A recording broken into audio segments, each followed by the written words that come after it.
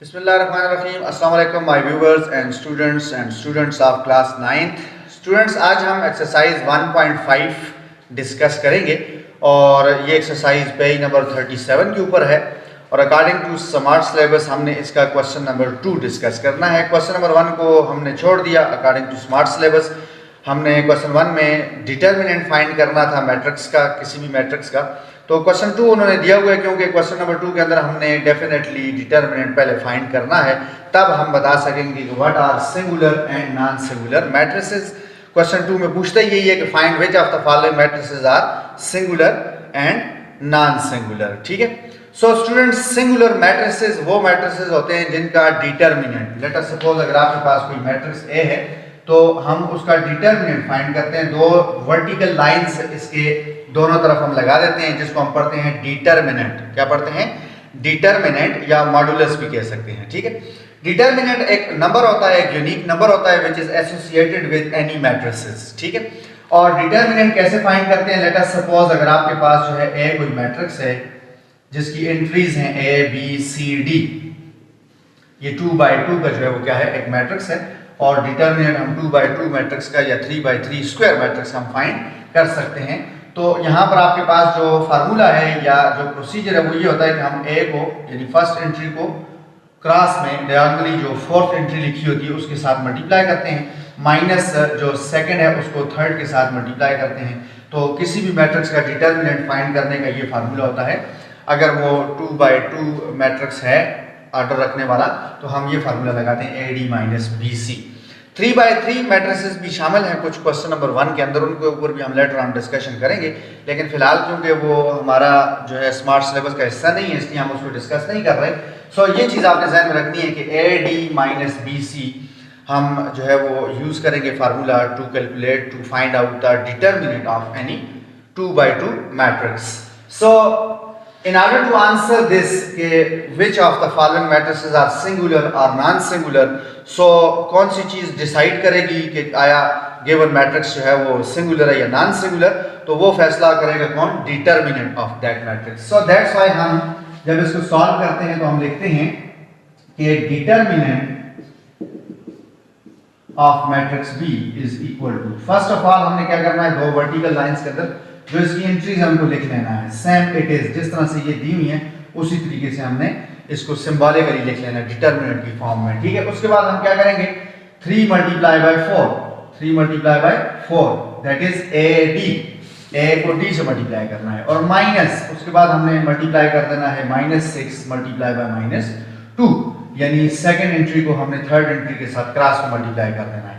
अब very simple, 4 3 12 होता है, माइनस और ये माइनस रहेगा, क्यों? ब्रैकेट के अंदर जो माइनस है ये माइनस के साथ मल्टीप्लाई हो रहा है तो ये माइनस और ये माइनस प्लस हो जाएगा, और ये प्लस जब बाहर वाले माइनस के साथ मल्टीप्लाई होगा तो माइनस एग्जिस्ट करेगा, अपनी जगह पे रहेगा।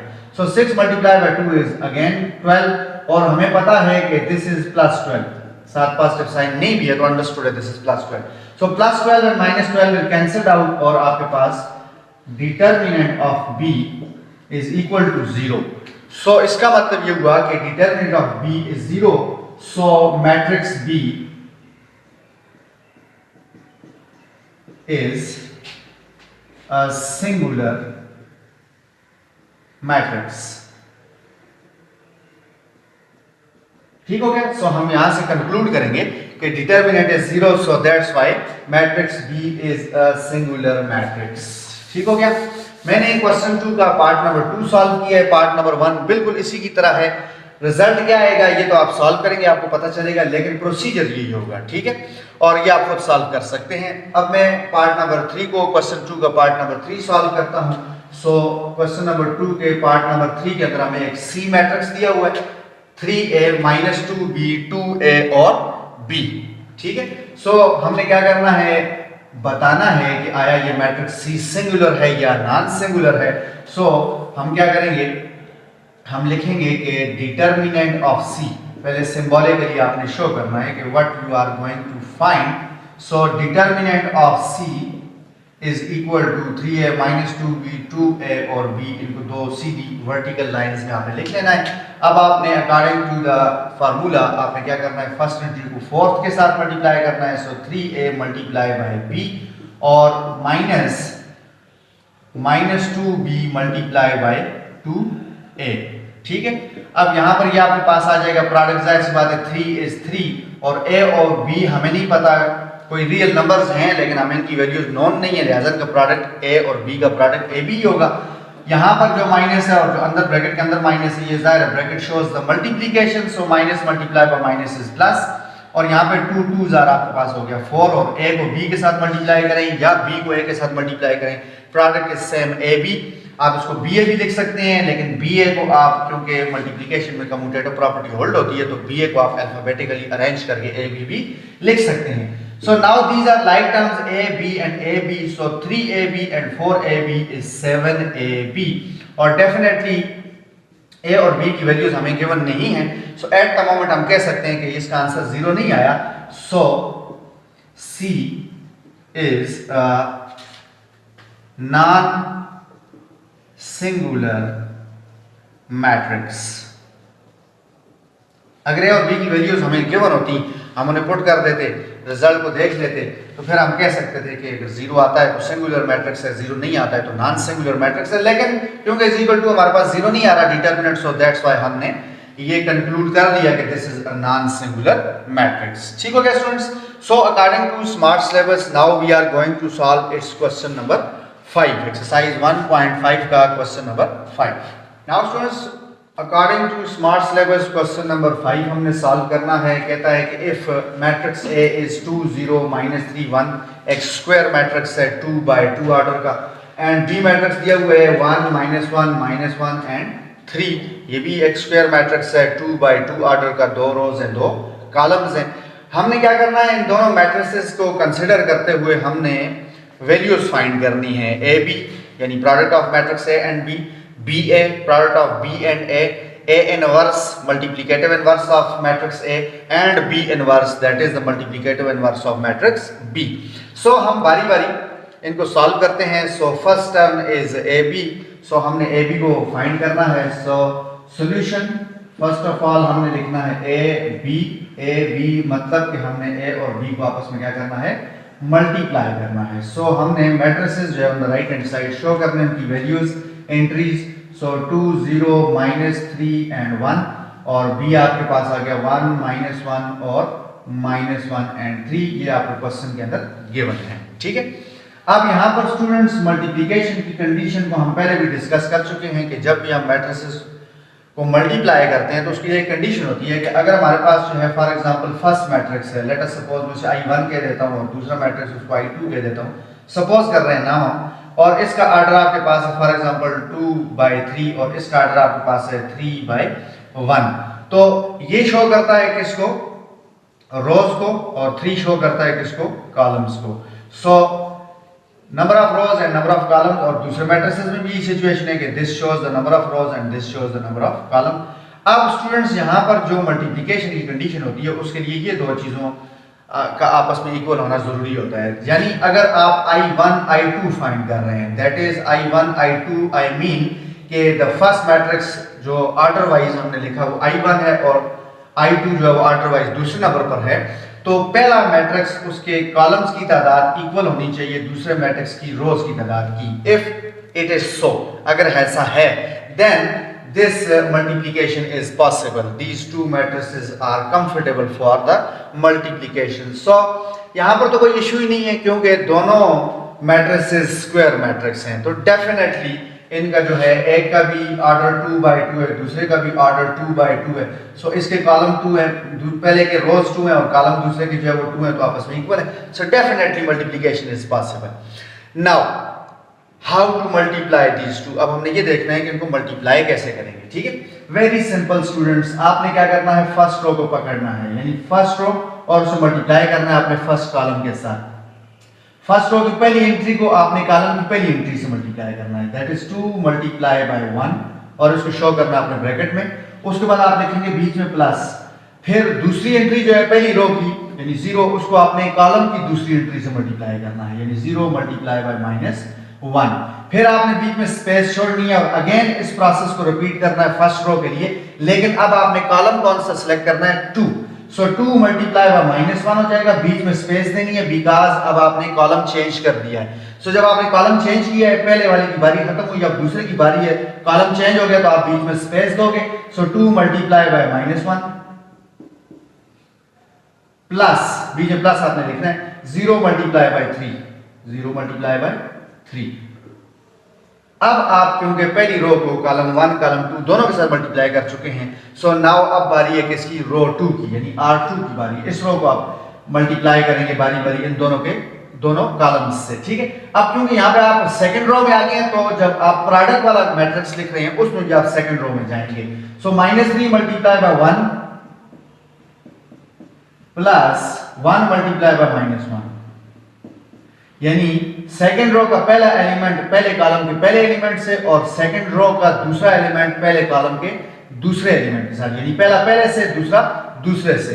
अब यहां पर आपने सेकंड रो को सेकंड कॉलम से मल्टीप्लाई करना है, तो बीच में आप फिर अगेन क्या करेंगे, स्पेस देंगे। सो -3 multiply by -1 plus 1 multiply bye 3, multiply कर लिया आपने। अब यहां पर एक और इंटरेस्टिंग चीज मैं आपको बताऊं कि जो एंट्रीज यहां पर आ रही हैं वही एंट्रीज नीचे आएंगी। देखिए 1 है तो ये भी 1 है, ये -1 है तो ये भी -1 है, यहां पर -1 है तो इधर भी -1 है, और यहां पर आपके पास 3 है तो यहां पर भी क्या है, आपके पास 3 है। ठीक हो गया स्टूडेंट्स। और इसके अलावा जो आप ये दे सकते हो कि इधर 2 0 यानी फर्स्ट रो, तो यहां पर भी 2 0 फर्स्ट रो, और यहां पर -3 1 यानी सेकंड रो, -3 1 यानी सेकंड रो। और यहां पर आप देखें कॉलम में है, एंट्रीज है कॉलम की, यानी 1 है और साथ है -1 है, यानी आप इस तरह देखें तो 1 -1, और फिर आपके पास जो है वो दूसरा कॉलम होगा, ये जहां पर जो दूसरा कॉलम बन रहा है वो दूसरे कॉलम की एंट्रीज कंटेन कर रहा है, यानी -1 है और साथ 3 है। तो ये आंसर को चेक करने का या प्रोसीजर को प्रोसेस को चेक करने का एक तरीका भी मैंने आपको समझा दिया। ठीक हो गया। यहाँ पर स्टूडेंट अब बड़ा इजी है प्रोडक्ट फाइंड करना और सम फाइंड करना। जिस स्टूडेंट को प्रोडक्ट और सम अच्छा आता है उसके लिए ये स्टेप बिल्कुल इजी है। यानी 2 को हमने 1 से मल्टीप्लाई किया तो आपके पास आ गया 2 1 is 2। So plus 0 multiply by something, किसी भी चीज के साथ 0 को मल्टीप्लाई करें product is always 0। 2 multiply by -1 is -2। बीच में आपने एक थोड़ा सा स्पेस छोड़नी है, फेयर इनफ डिस्टेंस होना चाहिए। एंट्रीज को आपस में मिक्स नहीं करना ताकि मार्किंग करने वाले को कोई कंफ्यूजन ना हो। 0 मल्टीप्लाई बाय 3 इज 0। यहाँ पर -3 multiply by 1 is definitely plus into minus minus, and 3 1 is 3 plus into minus. यहाँ पे ध्यान में रखना है कि 1 इंटू 1 तो 1 आएगा, लेकिन इस 1 के साथ जो माइनस का साइन है ये माइनस बार वाले प्लस को माइनस कर देगा, यानी minus multiply by plus minus. Bracket shows the multiplication, so 1 into 1 is 1, minus multiply by minus is plus, 3 1 is 3 plus यहाँ पर आपके पास क्या आ गया 3 1 is 3। सो ए बी यानी product of matrix A and matrix B आपके पास आ जाएगा। अब ऐड करना है आपने sum, so 2 plus 0 is 2, -2 plus 0 is -2 and -3 -1 same sign होंगे जब, तो प्रोसीजर एडिशन का होगा। आपने 3 में 1 को ऐड करना है, 4 साइन वो लगेगा जो -3 और -1 दोनों के साथ है। सो 3 plus 3 नेक्स्ट आपके पास वेरी सिंपल है। So this is the required product of matrix A and B. ठीक हो गया स्टूडेंट्स। सो नाउ अब हमने क्या करना है, हम अब रिवर्स करेंगे, ऑर्डर को जो है क्या करेंगे, रिवर्स करेंगे।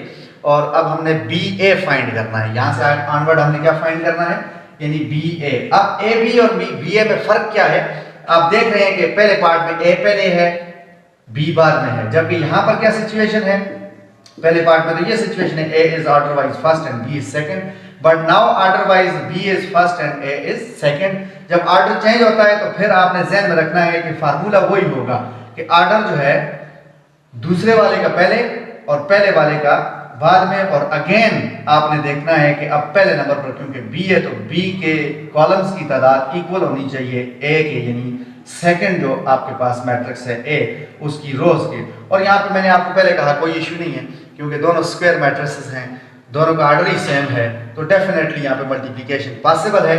लेकिन ए बी का जो आंसर आपके पास आया है, प्रोडक्ट आया है, बी ए का वो आंसर नहीं आएगा क्योंकि मैट्रिसेस की जो मल्टीप्लिकेशन है उसके अंदर कम्यूटेटिव प्रॉपर्टी होल्ड नहीं होती है। कोई एक्सेप्शनल केस हो तो मैं नहीं कहता, लेकिन मेजॉरिटी केसेस के अंदर जो है वो commutative property of multiplication hold नहीं होती। सो लेट्स सी आपके पास बी ए क्या आता है।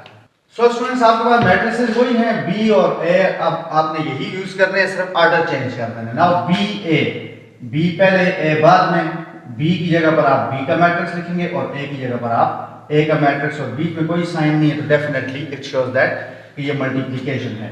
सो बी पहले लिखेंगे 1 -1 फर्स्ट रो, -1 3 सेकंड रो, और ए को बाद में लिखेंगे 2 0 -3 एंड 1, और डेफिनेटली मल्टीप्लिकेशन पॉसिबल है क्योंकि इनका ऑर्डर ही सेम है। ठीक है, so first row first column के साथ 1 multiply by 2 within bracket कर लें ताकि एंट्रीज आपस में कोलैप्स ना करें, एंड देन आपके पास जो सेकंड एलिमेंट है फर्स्ट रो का -1, उसको आपने कॉलम के सेकंड एलिमेंट से मल्टीप्लाई कर देना है। अब फर्स्ट रो को सेकंड कॉलम से जब मल्टीप्लाई करेंगे तो सेकंड कॉलम में क्योंकि स्पेस होती है तो यहां पर भी आप स्पेस देंगे मल्टीप्लाई करते वक्त, 1 0 के साथ मल्टीप्लाई होगा और -1 1 के साथ मल्टीप्लाई होगा। ठीक हो गया। अब सेकंड रो में जब उतरेंगे, सेकंड रो की बारी है क्योंकि फर्स्ट रो की बारी खत्म हो चुकी है, तो सेकंड रो में जब उतरेंगे तो आप यहां पर भी सेकंड रो शो करेंगे, सेकंड रो लिखेंगे। सो 1 -1 multiply by 2 plus 3 multiply by -3, -1 multiply bye, अब नेक्स्ट हमारे पास आ जाएगा 0 और प्लस 3 मल्टीप्लाई बाय 1, जिसमें मैंने आपको पहले बताया कि 2 2 -3 0 0 1 1। ठीक है, ये एंट्री सेम आनी चाहिए। 1 -1 first row, 1 -1 first row, -1 3 second row, -1 3 second row first वाले की। ठीक है, अब यहां पर आपने इसका प्रोडक्ट लेना है और फिर साथ ऐड भी करना है। 2 को 1 से मल्टीप्लाई किया 2 आ गया, ये माइनस ब्रैकेट के अंदर ही एक दूसरे को प्लस कर देंगे, लिहाजा बाय वाला जो साइन है वो चेंज नहीं होगा, प्लस प्लस ही रहेगा, 3 1 3, क्योंकि -1 -3 मल्टीप्लाई जब होते हैं तो ऐड हो जाता है, साइन सम आ जाता है। सो 1 मल्टीप्लाई बाय 0 इज 0, यहाँ पर प्लस और माइनस क्योंकि एक ही माइनस है ब्रैकेट के अंदर तो वो बाय वाले माइनस को क्या करेगा, माइनस कर देगा। 1 into 1 is 1, और यहाँ पे अगर ब्रैकेट ना भी लगाएं तो डजंट मैटर। नेक्स्ट आपके पास आ गया -1 multiply by 2 is -2, plus into minus minus, and 1 multiply by 2 is 2। यहाँ पर plus into minus is again minus, 3 multiply by 3 is 9, -1 multiply bye 0 या कोई भी number multiply by 0 product is 0, plus 3 1 is 3 आ गया आपके पास। ठीक हो गया।